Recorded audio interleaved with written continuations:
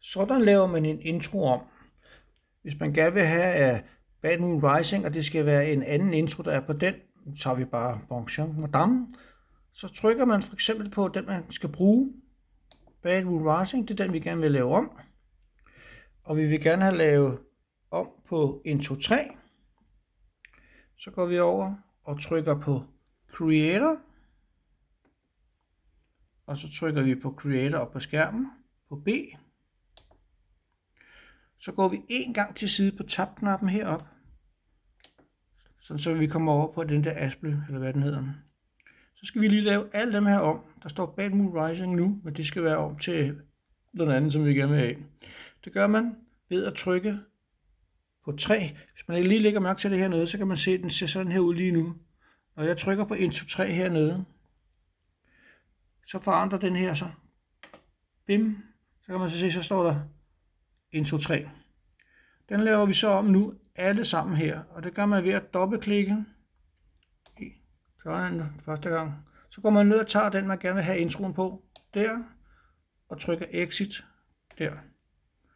Så står der Bonjour Madame. Så laver vi alle sammen om. Så tager vi den næste derop, trykker 2 gange, 1, 2, går ned og tager Bonjour Madame der, og trykker exit. Tager den næste, trykker 2 gange, går ned og tager Bonjour Madame, og trykker exit. Går ned og trykker 2 gange på bon der, og trykker Bonjour Madame, og trykker exit. Nu har vi fået hele den ene side, nu skal vi så have den anden side også med. Så tager vi 2 gange, trykker Bonjour Madame, og trykker exit. Trykker 2 gange, går ned og tager den, man gerne vil have der, og trykker exit.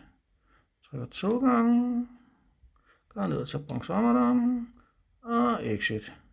Trykker 2 gange, og Bonjour Madame, og exit. Så har vi fået alle sammen til at Bonjour Madame, som det ser lige nu, men de er ikke gemt. Så skal vi lige save den her ved at trykke på J her, save. Og så giver vi den navn, jeg skal lige save den igen der. Så bærer den med navn, nu giver vi den bare et navn, der hedder 1 i stedet for 4 dernede. Der, så holder vi lige 1 til dernede. Så hedder den 1 i stedet for, og så OK.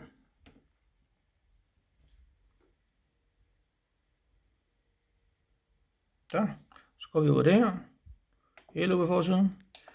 Så har vi den gamle der, det var den vi havde i starten, som der er den originale.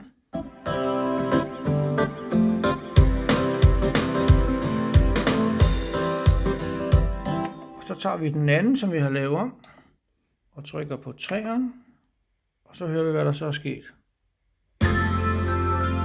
Ups.